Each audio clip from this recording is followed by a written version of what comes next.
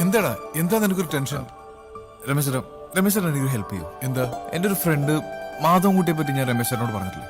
ഉവ്വ്, ഡോക്ടർ മാധവൻകുട്ടി നമ്മുടെ വാഹിദ പഠിച്ചിരുന്ന ആയുർവേദ കോളേജിൽ ട്യൂട്ടറല്ലേ? ആ, ഡോക്ടർ തിരുവനന്തപുരത്ത് നിന്ന് ട്രെയിനിൽ പുറപ്പെട്ടിട്ടുണ്ട്. രാത്രി 2 മണിയാകുമ്പോൾ ഇവിടെ എത്തും. അയാളെ കൂട്ടിക്കൊണ്ടുവരണം, അത്രയല്ലേ ഉള്ളൂ. അത് ഞാൻ ഏറ്റു. അതല്ല, രമേശ് ചേട്ടൻ വാഹിദയുമായിട്ടൊന്ന് സ്റ്റേഷനിലെത്താവും. കല്യാണ പെണ്ണിയും കൊണ്ടോ? അതെ, അവര് തമ്മിൽ ഇഷ്ടത്തില്ല. ഏയ്, എന്നെ കൊണ്ടൊന്നും ഇതിന് കൂട്ടിക്കാൻ പറ്റില്ല. എടാ, എങ്ങാനത് പുറത്തറിഞ്ഞ നമ്മളൊന്നും തല കാണില്ല. ആ കാസിമായ ഒരു ടെറ. രമേശ് ചേട്ടൻ നിങ്ങൾ ബേജാറാവില്ലേ? നാളെ നേരം വെളുക്കും വരെ ആരും ഒന്നും അറിയില്ല. ഞാൻ ഇവിടുന്ന് മാറിയ എല്ലാവരും എന്നെ തിരക്കും. മറിച്ച് ഞാനിവിടെ ഉണ്ടെങ്കിൽ എല്ലാവരുടെയും ശ്രദ്ധ എനിക്ക് മാറ്റാൻ പറ്റും. അത് പിന്നെ അൻവറെ, രമേശ് ചേട്ടൻ അവളെ ഒന്ന് സ്റ്റേഷനിൽ എത്തിച്ചെന്നാൽ മാത്രം മതി. പ്ലീസ്, നമ്മളും കൂടെ പിന്മാറിയ അവൾ ആത്മഹത്യ ചെയ്യും. മൈലാഞ്ചി ചടങ്ങുകൾ ഒരു 12 മണിയോട് കഴിയും. കൃത്യം 1 മണിയാകുമ്പോൾ വാഹിദ പിന്നാമ്പുറത്തെത്തും. നമുക്ക് രണ്ടുപേർക്കും ഒരു കാറുമായിട്ട് അവിടെ വെയിറ്റ് ചെയ്യാം. ഓക്കെ? കാണുന്നില്ലല്ലോ.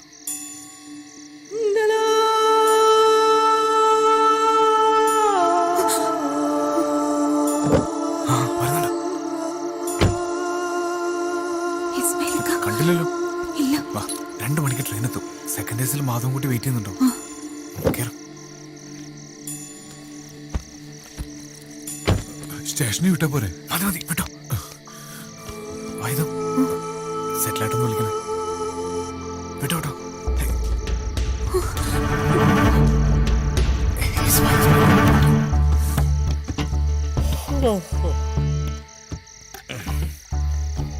ഈ രാത്രിയില് മുള്ളണമെന്നുള്ള നിയമക്കാരൻ ഉണ്ടാക്കിയതാണെന്ന് ഇയാളത് കൊളാക്കും തോന്നുന്നുണ്ടോ?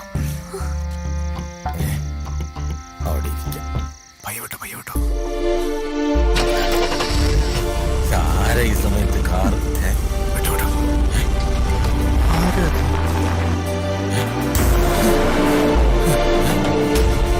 കല്യാണ പെണ്ണുമായിട്ട് കുറുപ്പ് സാറിന് മോൻ രാത്രിയിൽ അങ്ങോട്ടാ? ഒളിച്ചോട്ടം.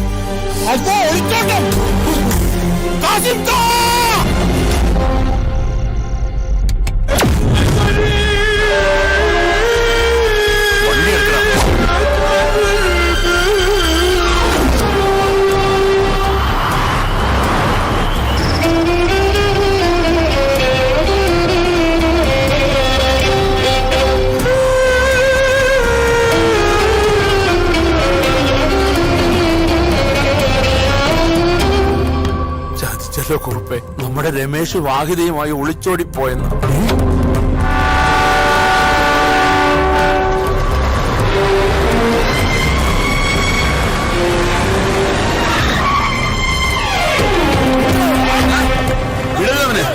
പോയി പിടിക്കണം.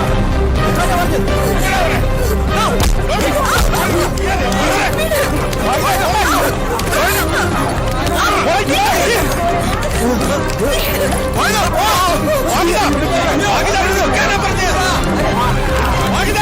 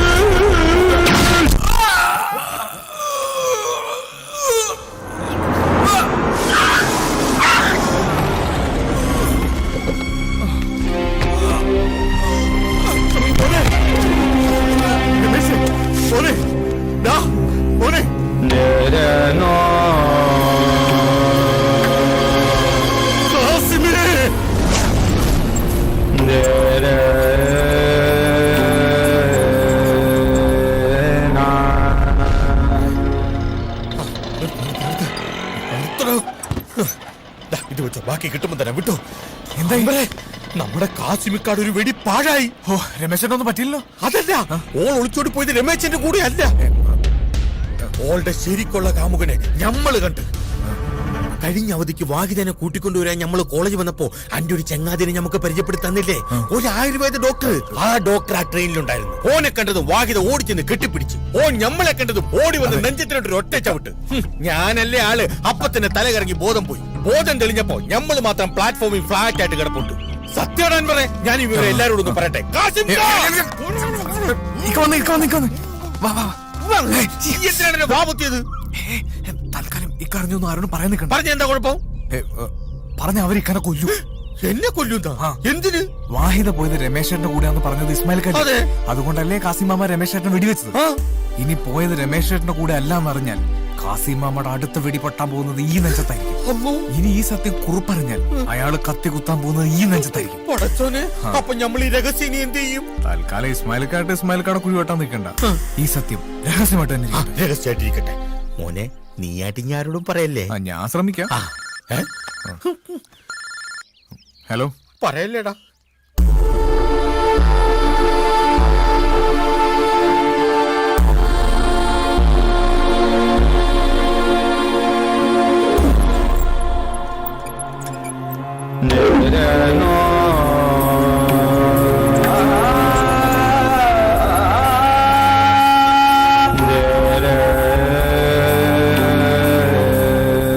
നമ്മുടെ രമേശിനെ കൊന്ന കാസിമിനെ വെറുതെ വിടരുത്.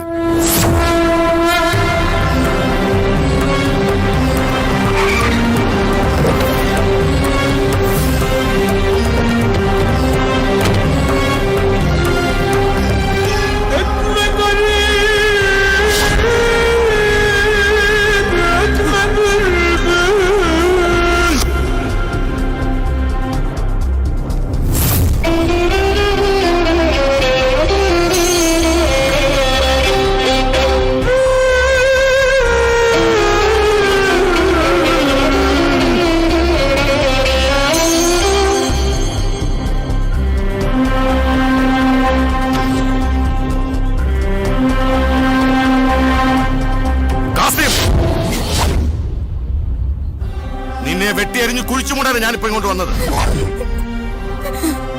ഇപ്പൊ ഈ പോലീസ് നിന്നെ രക്ഷിച്ചു. പക്ഷെ ഏത് കോടതി നിനക്കുള്ള ശിക്ഷ വിധിച്ചാലും ഈ നെഞ്ചിലെ പക തീരില്ല ഒരിക്കലും.